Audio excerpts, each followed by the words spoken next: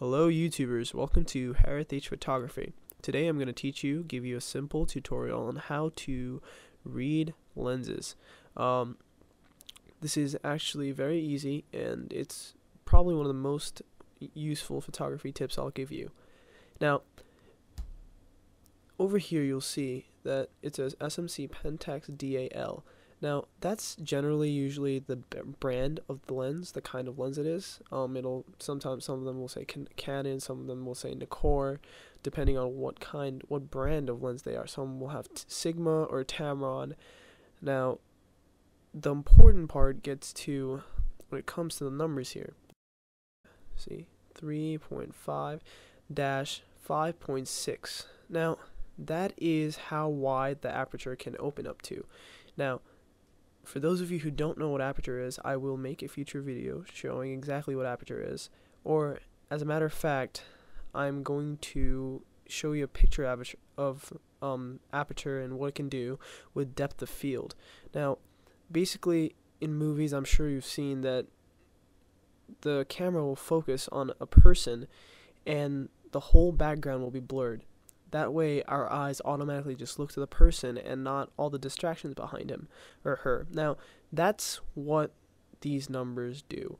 Now, if this number, 3.5, was lower than 3.5, say 2.8 or a 2.0 or even a 1.4, the depth of focus will be really razor thin. So, with this focus wheel right now, I could adjust exactly where I want my depth of focus to be, my depth of field to be. Now over here it says 3.5 to 5.6. So usually the wider the camera lens is, over here you see it goes up to 18 here, which is quite wide. That's more for landscapes and things. So in 18 you'll have a lower aperture value. When it goes closer to 55, the aperture of the lens tends to close up more. So a good lens will have a constant aperture. Instead of having 3.5 to 5.6, it will say either just 3.5 or 2.8.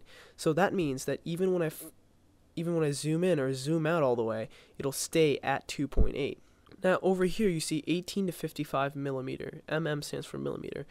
18 to 55 is basically the specific lens's focal length. You'll notice that most beginner cameras have a 18 to 55 millimeter lens just because it's the most useful. It's, well, not the most useful, it depends on everyone's needs, but this is very versatile. 18 being very wide angle, that means it can catch a lot of the picture inside the camera, and 55 being more close up, so it won't catch as much. But if you take a picture of a person with a very low number, say less than 18 or maybe even 18, you'll see that the proportions or the distance of things, like say their nose and from their nose to the base of their nose and etc. like that, will be out of proportion. Their nose will look like a mountain with 18, and with 55 things move closer, so that's more towards the portrait lens. Now for portrait, I would recommend using maybe 130s in there. That'd be the ideal portrait lens. Now a little tip about buying lenses, expenses and such. Usually you'll see that the lower the aperture of a lens, the higher the price is. But aperture isn't the only thing that matters, so does the focal length. Usually most cameras which has a huge focal length, like some of the Sigma models, usually it cuts out on some of the quality, and the aperture value is really high too. There are lenses that cover huge areas, such as 28 to 135, things like that. Now 28 to 135, that's a huge focal length, and that's very versatile for focal length wise, but its aperture is going to be really bad because you can't have the best of both unless you can bring out the money for it. And obviously the quality of the lens matter too.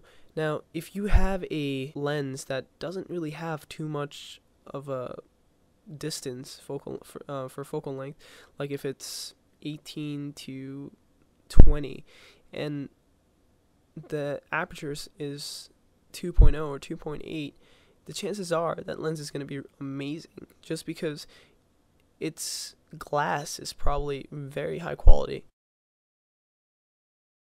Now, some of the uses for a lens, like I said, 50s to 140ish, you can take amazing portraits with shots, and usually the very low numbers you would use for landscapes.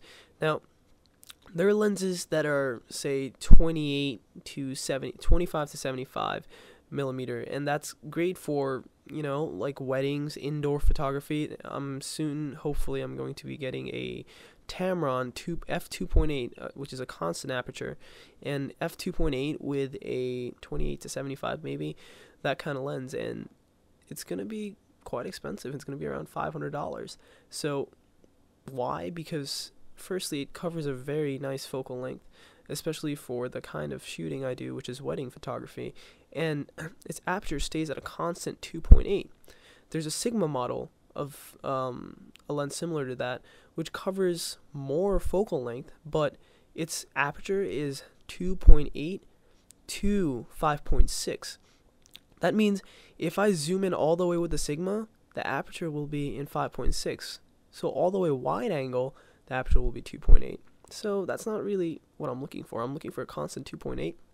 So I'm going to pay the $500 because it's going to be well worth it.